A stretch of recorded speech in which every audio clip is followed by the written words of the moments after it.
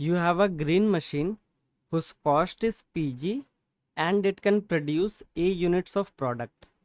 You also have a red machine whose cost is PR and it can produce B units of product. Now, if I ask you to produce a total of Z units of product, can you figure out the optimal combination of these two machines to produce Z units of a product with the minimal cost incurred? In this video, we will talk about an algorithm to solve this problem. The first thought that comes to mind is to use the machine with the cheapest cost. However, that might not always be true, and here is a counter example to that. So here you can see that the red machine has the cheapest cost of 9. But if you want to create 15 units, you will need to purchase 5 red machines and the cost would be 45. But even if the cost of the green machine is 10, it produces 5 units of product at a time. So you would just need to purchase 3 green machines to do the job. And the cost would be 10 into 3, which is equal to 30. So picking the machine with the lowest cost might not always be optimal. So then the second thought that you might have is to pick the machine that gives you the maximum output. However, that might also not be true, and here is another counter example to that. You can see that the red machine produces the maximum output of 3 as compared to 1. Now if I ask you to produce 3 units, you will just purchase a single red machine and the cost would be 9. But even if the green machine produces less output, the cost is also less. So you can simply purchase 3 green machines with the cost of 6, and this cost will be smaller than the cost of the red machine, which is 9. Therefore, picking the machine with the highest maximum output might not always be optimal. So how do we solve this problem? It is clear that we need to use a combination of these two machines. But what is that combination? How do we figure that out? But to do that, we will look at the unit economics. And by that I mean, you have this green machine that produces A units and you have this red machine that produces B units. Now, if I ask you to produce just a single unit of product, which machine would you use?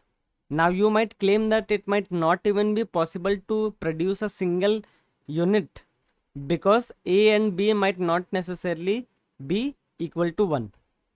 But for now, assume that each of these machines can produce any number of products, right? It can produce 1 product or 2 product or 3 product and so on, and the cost varies linearly. In that case, if the assumption is that both these machines can produce 1 unit of product, then the price of producing that product for the green machine would be PG by A, and the price for producing that single unit from the red machine would be PR by B. Now assume that the green machine is the more efficient one. Therefore, if it is the more efficient one, then the cost for producing a single unit of product for this green machine should be smaller than the cost for producing a single unit of product from the red machine. And this is how we define the efficiency of the green machine. Now, if the green machine is efficient, it is clear that you will only utilize the green machine for producing a single unit of product, assuming that it can produce that. So you should always use the green machine because it is the more efficient one. But we'll talk about that in a bit. But now let's look at an alternate perspective of that efficiency. Previously we assumed that both of these machines can produce as many units as you want, and then we figured out the smallest or minimum cost for producing a single unit. But what if we swap these two fractions?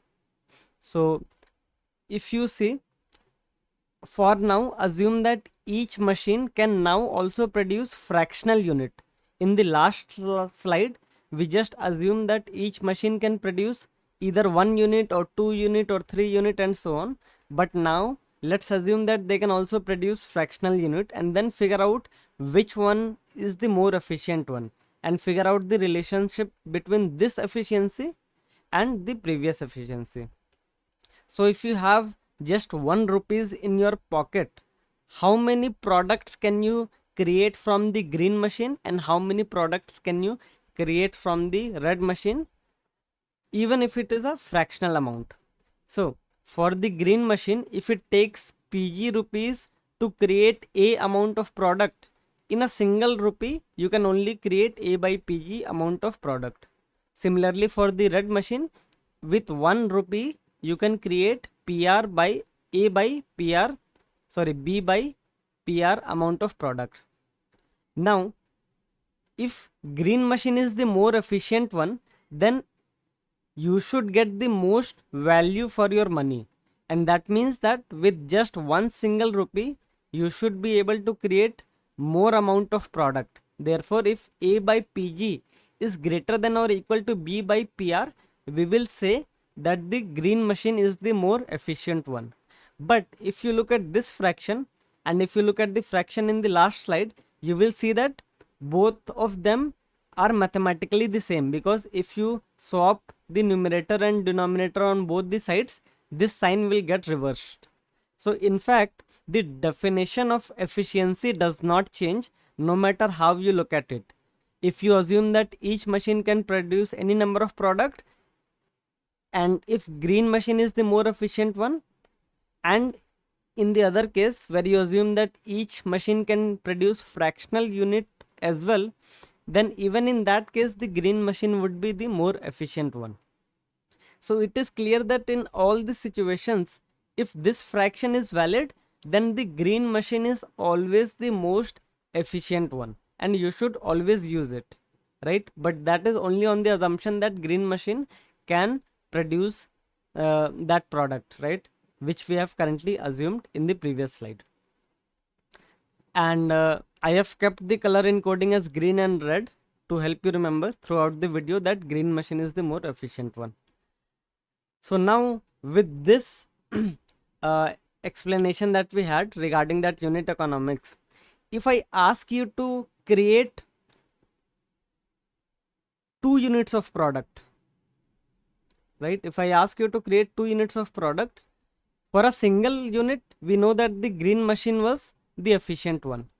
But for 2 units of product, will the green machine be the efficient machine? And the answer is yes, because if you look at 2, 2 is equal to 1 plus 1. So if the green machine gives you the more value for money for the 1 unit of product, and for the second unit also it will give you the more value for money, then you should always prefer the green machine to produce your product. Similarly, if I ask you to create three product, you will always choose the green machine, and so on. Now if I ask you to produce A units of product, it is clear that you will again choose the green machine. But now what if the fractions production wasn't allowed, and what if we are back to the original setting?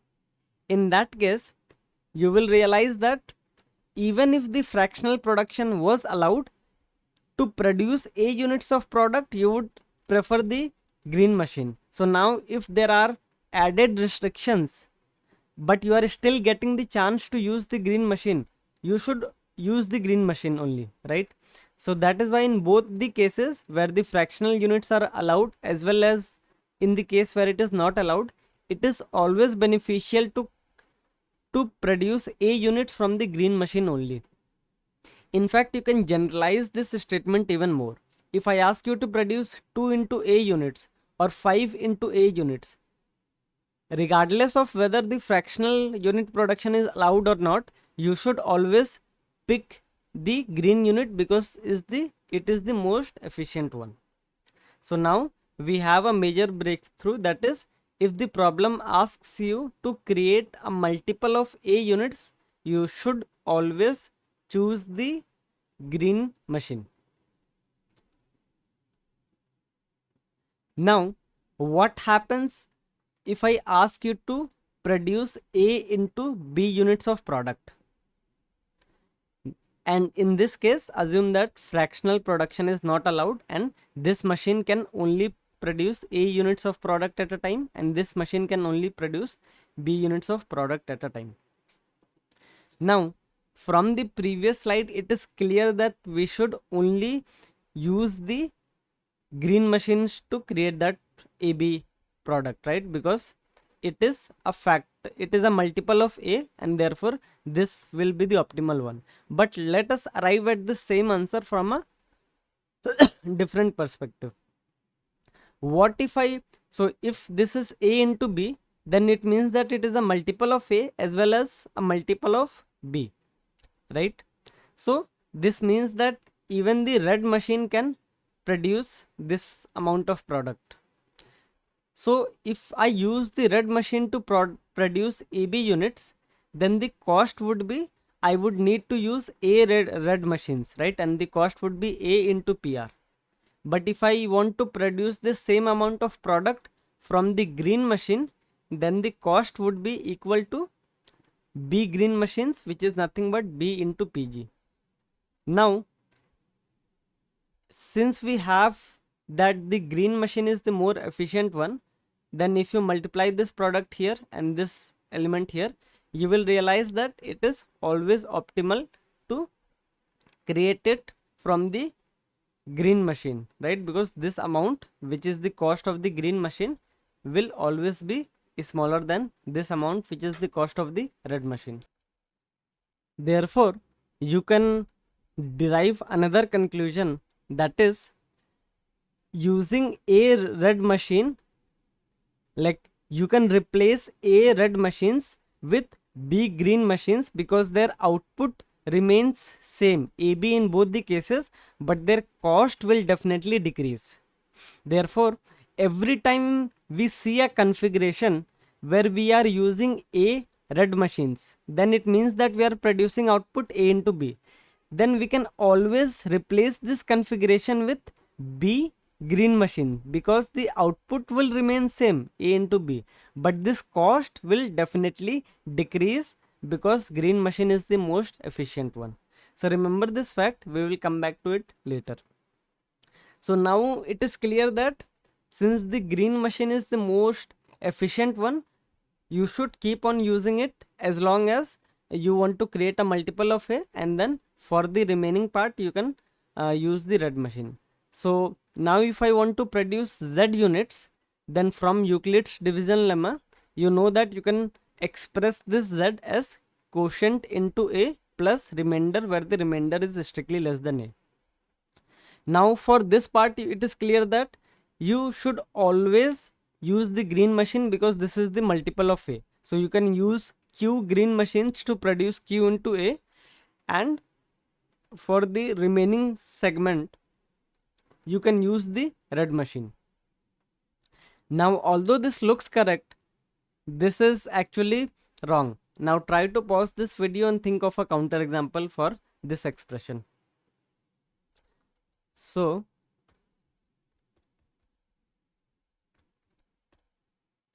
this is the counter example.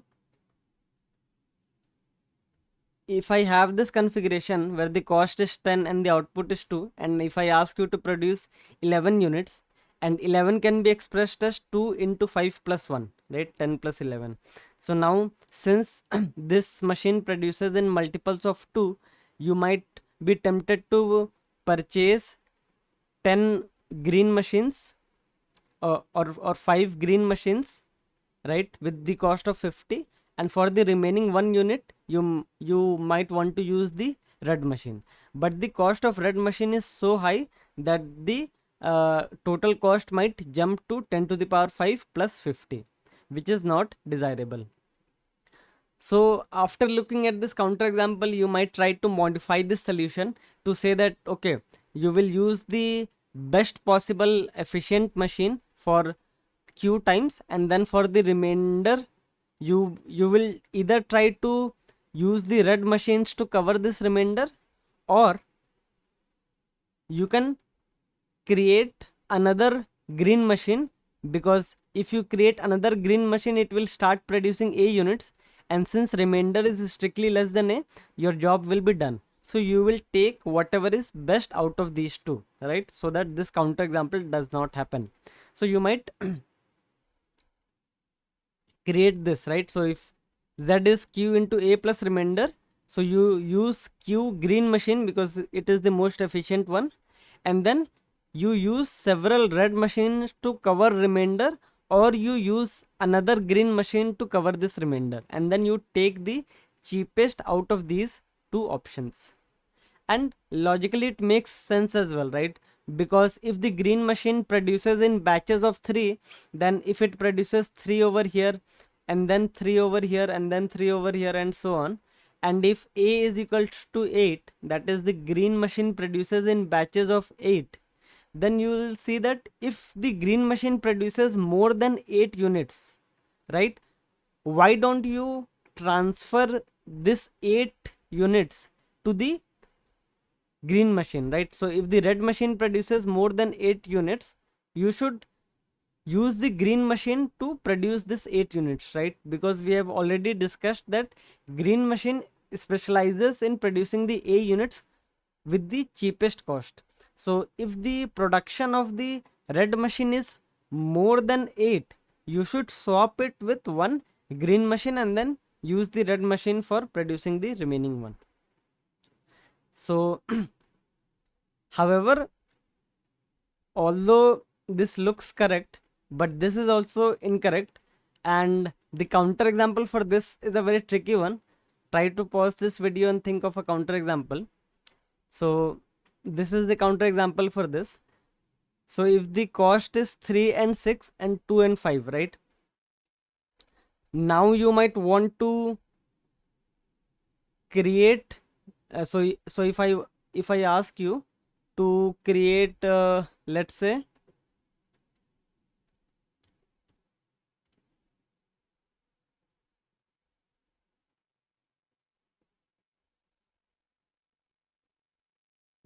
so if I ask you to create z is equals to 4, right? Assume that z is equals to 4, then z is equals to 3 into 1 plus 1.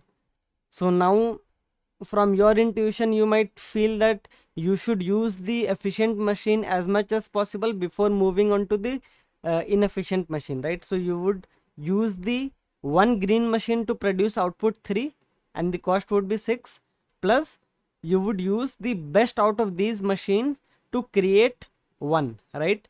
And the best out of these machine is the red machine, so the cost would be 6 plus 5 is equals to 11. However, if you were smart about it, you can see that you can simply use 2 red machine with the cost 5 into 2 is equals to 10, and the output would be 2 into 2 is equals to 4. Now this is a very weird situation, right? Because when you were trying to efficiently use the efficient machine, which is the green machine, the cost actually became higher. And why is that so? So if you think about it, in this number line, when I told you that you should replace this 8 units with a single production from the green unit, from the green machine, one thing that we overlooked is that as soon as you do this replacement, right, the red machine needs to create this amount of product more, and for that it might need to run once again, and then the cost might even increase. So it's not like you can simply do the replacement silently, because you are inducing the side effect by asking the red machine to produce some more amount. So how do we reduce this side effect, right?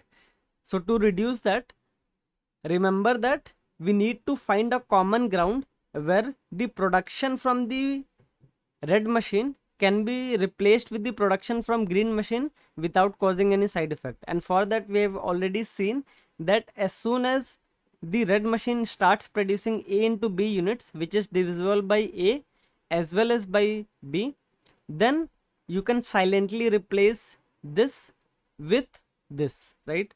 But we could not do the replacement in this case because this is not divisible by both of these numbers, right? Because one of these number is 3 and one of these number is 8. So we cannot do the replacement, because if you subtract 8, then the red machine might need to produce more product and then it might charge you more. So if this was the initial configuration, you should wait till the production reaches 3 into 8, right, which is 24. And as soon as the red machine has produced 24 units, then you can simply delete these 24 units from the red machine, right? And naturally it would have used up 24 by 3 is equals to 8 red machines. So you should replace this 8 red machines with just 3 green machines. So now it is clear that the red machine will never produce more than A into B units of product, right? But in fact you can say something stronger. So currently we are saying that the red machine will never produce more than A into B units of product, but we are just looking for a point on this number line where after this jump, whenever it lands, right, on whatever number it lands, that number should be divisible by both A as well as B, so that there are no side effects of producing more units by the red machine after the replacement. So what is the smallest number that is divisible by A as well as by B? And that smallest number is nothing but the LCM. So now LCM is the smallest unit that can be produced by both the machines, the green machine as well as the red machine. Now how much will the green machine cost? So it will cost PG into the amount of product divided by the output of each machine, right? And this would be the green cost. And since the green machine is more efficient, the LCM AB terms would cancel out, and we have already seen in the previous slide that from this fraction you can deduce that the green machine is the better machine to produce LCM units. Now in this graph you notice that whenever you are making a jump, you will eventually land on the LCM of A and B, right? You cannot cross the LCM without landing on it. Therefore, if the red machine keeps on producing the product, it will eventually land on the LCM, and once it lands on the LCM, you simply replace this with the green machine and you minimize your cost. So this is the final algorithm for the problem. You actually, if you decide to use the green machine as efficiently as possible at the start, your algorithm would be incorrect. Why? Because it would be incorrect because for the last segment, that is for the remainder that you have, when you use the red machine to produce this remainder, it might produce something extra, and in that case retrospectively you might realize that you have like produced a lot of units from the green machine, right? You need not have done that because that would have been covered by the red machine itself. So even though it seems counterintuitive, you actually need to use the red machine first to create your product, but not in the greedy manner. You actually need to iterate over all the possible products that the red machine can create. But luckily this list of product that the red machine can create will be very small. It will be up to A into B, right? Because if it grows more than A into B, we are sure that it can be written as something like this: A into B plus B into something, and then we can silently replace this A into B without any side effects. And in fact, we have discussed that there is a tighter bound of LCM of AB units. So using this expression, if the red machine can only produce A into B units, it is clear that the maximum number of red machines that will be used in an optimal algorithm is bounded by maximum of A comma B.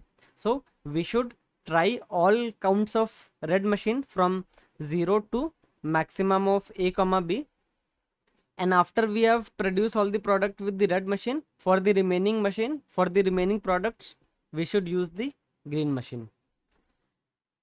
Now this algorithm was the fractional greedy algorithm, where if fractional units was allowed, you would have used the efficient machines every time, right? But as soon as fractional units were not allowed, the algorithm actually asks you to use the inefficient machine first. So this is the code for this problem. You can see that we have assumed that the green machine will be the more efficient one. If it is not, we simply swap it and then call the function again. And the first of all, we find out the LCM, and then the number of red machine can only be LCM by the red output, right? And then we iterate over all the possibilities of the red machine, and we create that many product with the red machines, so red machines into red output, and for the remaining product we use the green machine. And this way we can find the optimal cost to, or the minimum cost to produce Z units of product using a combination of green machine and red machine. So this problem actually appeared in Atcoder Beginner Contest 374 as problem E, sensor optimization dilemma 2. And the topic that I've discussed in this video was actually a sub problem of that problem. The actual problem is the one that you see on the screen, and it asks you to minimize the maximize the minimum production of each of set of machines. So there are several green and red machine combination, and you need to come up with the maximum product that each machine, each combination can create if you only start with X amount of rupees at the start. So this is a very standard binary search problem. I will not dive deep into that. However, the crucial part was understanding how to write the check function, and for that you needed to isolate this problem into a single element with one green machine, one red machine, with a fixed amount of money that you have, and your goal is to use the minimum amount of money to produce the given amount of product. And this is the final code for the Atcoder problem. I'm just adding it here as for the sake of completeness. You should try this problem, and the code for this problem as well as the slides will be available on safestep.com, and I will also link it in the YouTube description. If you like the format of this video, do let me know in the comment section below.